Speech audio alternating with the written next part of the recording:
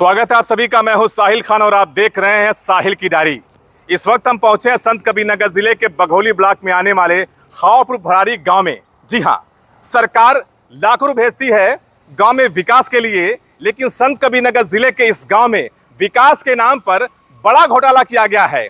चाहे वो निर्माण के नाम पर हो या फिर पानी यानी ये हैंडपंप, इंडिया मार्क का हैंडपंप के नाम पर घोटाला किया गया हो। एक जांच रिपोर्ट हमारे हाथ लगी है। उस रिपोर्ट में साफ तौर पर कहा गया है कि इस गांव में विकास के नाम पर बड़ा घोटाला यानी वित्तीय अनियमितता की गई है और यहां पर जो अधिकारी हैं, जो जिम्मेदार हैं, उनके खिलाफ कार्रवाई की बात की गई है। लेकिन 5 महीना गुजरने के बाद भी रिपोर्ट जिले के अधिकारियों पहुंचने के बाद भी अभी तक कोई कार्रवाई नहीं हुई है। हम पहुंचे हैं खावपुर भराड़ी गांव में और दिखाएंगे कि यहां पर घोटाला कैसे हुआ। तो देखते रहिए साहिल की डायरी।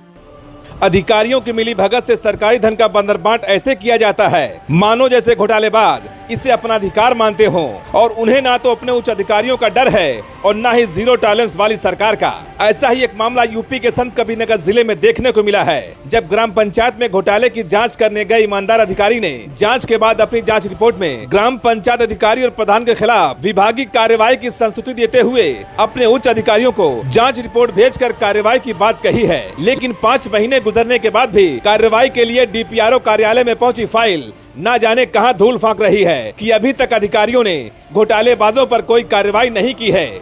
मामला संत कबीरनगर जिले के बघौली ब्लॉक में आने वाले खावपुर भराड़ी गांव का है, जब घोटाले की शिकायत पर 18 अप्रैल 2023 को जांच टीम खावपुर भराड़ी गांव पहुंची थी, जहां जांच के बाद अपर जिला पंचायत राज अधिकारी ने ग्राम प्रधान और ग्राम पंचायत अधिकारी के खिलाफ कार्रवाई की संस्तुति करते हुए अपने उच्च अधिकारियों को कार्रवाई के लिए लेटर भेजा था। लेकिन कार्रवाई की फाइल भ्रष्टाचार के नीचे दब गई। चलिए आपको दिखाते हैं जांच अधिकारी ने अपने जांच रिपोर्ट में क्या लिखा है। तस्वीरों में देख सकते हैं कि जांच अधिकारी ने अपने जांच रिपोर्ट में साफ तौर पर लिखा है कि 23/7/2022 को 99,671 रुपए का भुगतान किया गया है, जिसमें 79,931 रुपए बालाजी कंस्ट्रक्शन को किया गया और 19,740 रुपए का भुगतान पूर्व प्रधान घनश्याम त्रिपाठी के खाते में किया गया है, जो घोर वित्तीय अनियमितता है। आगे लिखा है 30/7/2022 को ही इंडिया मार्का हैंडपंप के मरम्मत के नाम पर 99,871 रुपए का भुगतान किया गया, जिसमें 79,931 रुपए बालाजी कंस्ट्रक्शन को और 19,740 रुपए का भुगतान पूर्व प्रधान घनश्याम त्रिपाठी को किया गया,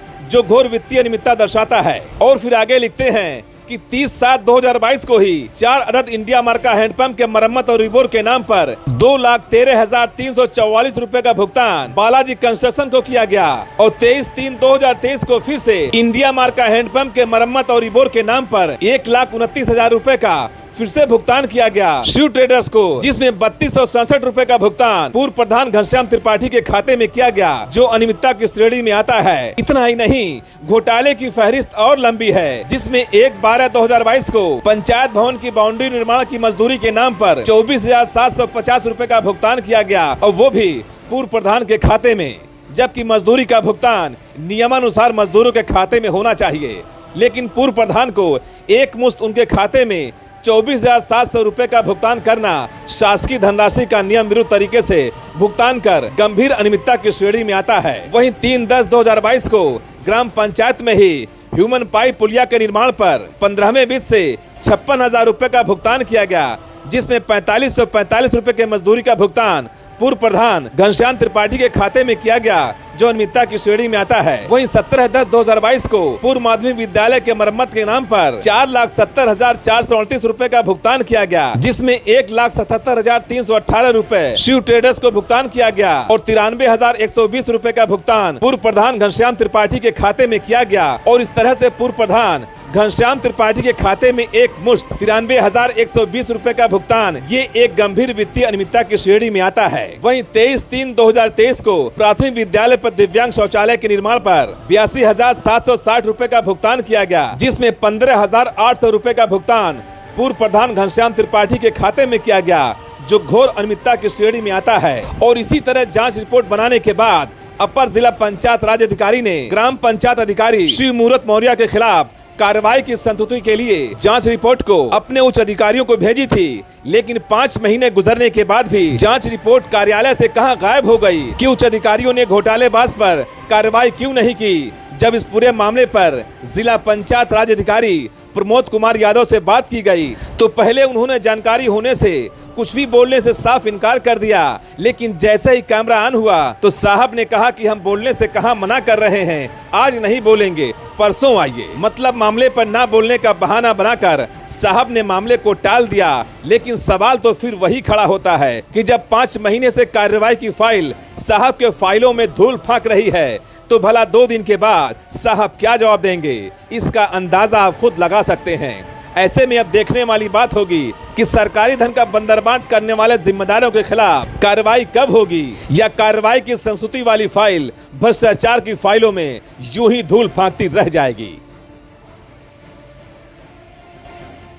डीएम साहब से पूछ लें, फिर आप नहीं बोलेंगे। डीएम साहब से मत पूछिए, हाँ। हमसे पूछ लीजिएगा। तो आप कह रहे हैं फिर जाइए, फिर आप बाद में परसों की बात कर रहे हैं आप।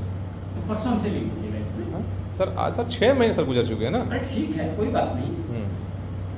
नहीं, ये नहीं मना कर रहा हूँ कि डीएम साहब का मत जाइए और मत बताइए, बता दीजिएगा। नहीं। अभी हम वर्जन फाइल को कंप्लीट देख लूँगा तब। तो 6 महीने सर हो गया ना असल में। कोई बात नहीं।